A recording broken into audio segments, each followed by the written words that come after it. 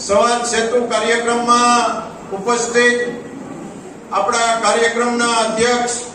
અને ભાવનગર જિલ્લા ભાજપના પ્રમુખ એવા પૂર્વ ધારાસભ્ય અને મુરબ્બી આરસી મકવાણા સાહેબ, હમણાં જ આપણે જેમણે પ્રવચન આપ્યું એવા આદરણીય રાઠોડ સાહેબ, એવા જ અમરેલીથી ઉપસ્થિત આ કાર્યક્રમના સંયોજક જગદીશભાઈ દરાજીયા, કમલેશભાઈ,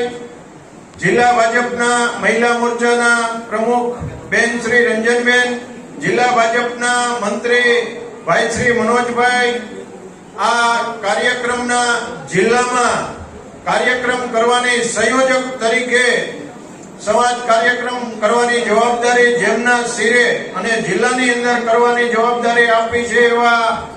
મુરબ્બી રશ્મિનભાઈ ડોડિયા,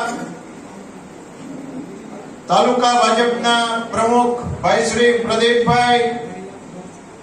કમલેશભાઈ સોલંકી,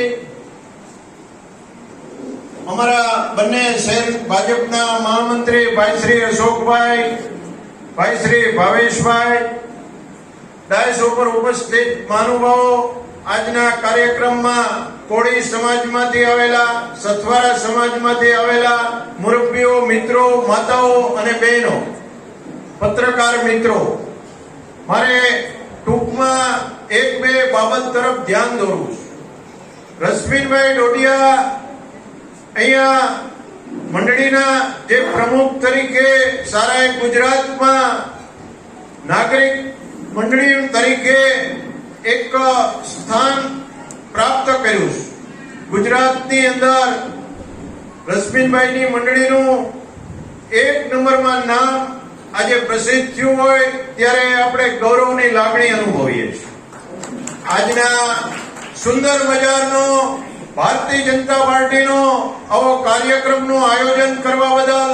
રશ્મિનભાઈને હું અભિનંદન પાઠવું છું. આજના મુખ્ય સંવાદ સેતુ કાર્યક્રમમાં રશ્મિનભાઈએ વાત કરી કે સથવારા સમાજ અને કોળી સમાજનું આજનું એક પ્રકારનું સ્નેહ મિલન ગણો તો પણ ચાલે. મુખ્ય હેતુ આવનારી ચૂંટણીમાં આપ સૌ કોઈને આજે અમે એક વિનંતી કરીએ છીએ કે આપણે ત્રીજી વખત આદરણીય આપણા વડાપ્રધાન તરીકે મોદી સાહેબને જ્યારે બિરાજમાન કરવાના છે ત્યારે આપણા ઉમેદવાર લોકસભાના ભરતભાઈ સુતરિયા, જેમને આપણે 7મી તારીખે મતદાન કરી અને વધુમાં વધુ લીડથી એમને ચૂંટી કાઢવાના છે, ત્યારે આપ સૌ કોઈ ઉપસ્થિત હોય ત્યારે હું વિનંતી કરું છું કે 7મી તારીખે બગસરામાંથી,